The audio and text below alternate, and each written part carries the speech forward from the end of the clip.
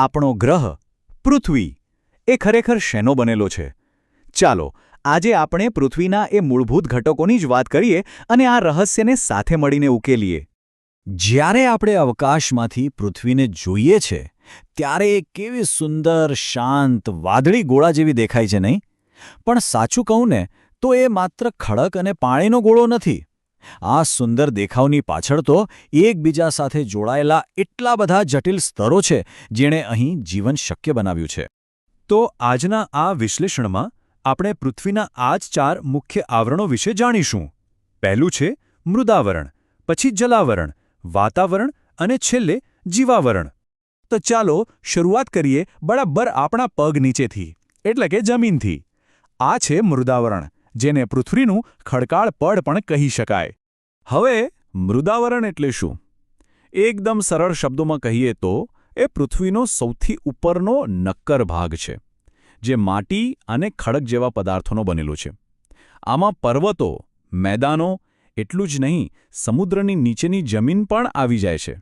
અને તમને ખબર છે, આપણી પૃથ્વીની સપાટીનો લગભગ 29% ભાગ જ આ મૃદાવરણ એટલે કે જમીન છે. તો સવાલ એ થાય કે બાકીના 71%માં શું છે? બસ આ જ સવાલ આપણને આપણા બીજા આવરણ તરફ લઈ જાય છે. ચાલો હવે જમીન પરથી સીધા પાણીમાં ડૂબકી મારીએ. વાત કરીએ જલાવરણની, એટલે કે પાણીની દુનિયાની.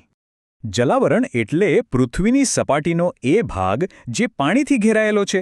આમાં મોટા મોટા મહાસાગરો, સમુદ્રો, સરોવરો, નદીઓ બધું જ આવી જાય. ટૂંકમાં પૃથ્વી પરનું બધું જ પાણી. યાદ છે પેલો 71%નો આંકડો? બસ આપણી પૃથ્વીનો આટલો મોટો ભાગ પાણીથી ઢંકાયેલો છે.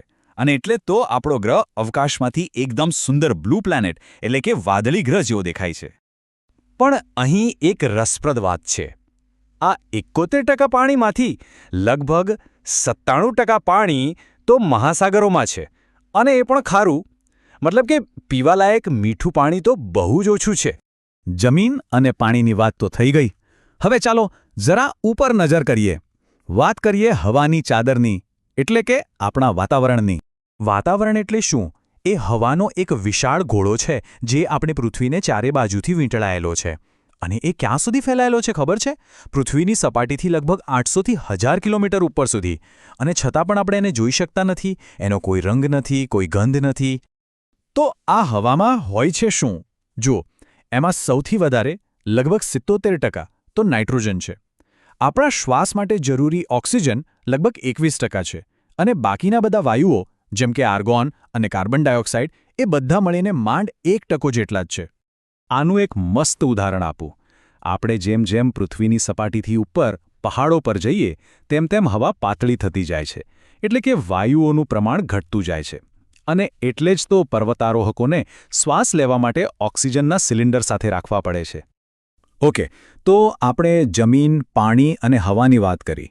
હવે આપણે આવીએ છીએ આપણા છેલ્લા અને કદાચ સૌથી ખાસ આવરણ પર, જીવાવરણ, જ્યાં જીવન ધબકે છે.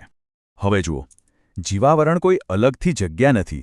એ તો મૃદાવરણ, જલાવરણ અને વાતાવરણનો એ ભાગ છે જ્યાં જીવસૃષ્ટિનું અસ્તિત્વ છે. જ્યાં આ ત્રણે ભેગા થાય છે ત્યાં જીવન શક્ય બને છે. આને એકદમ સરળ રીતે સમજીએ. મૃદાવરણ એટલે કે જમીન, વત્તા જલાવરણ એટલે કે પાણી, અને વત્તા વાતાવરણ એટલે કે હવા. આ ત્રણેયનું મિશ્રણ બરાબર જીવાવરણ એટલે કે જીવન.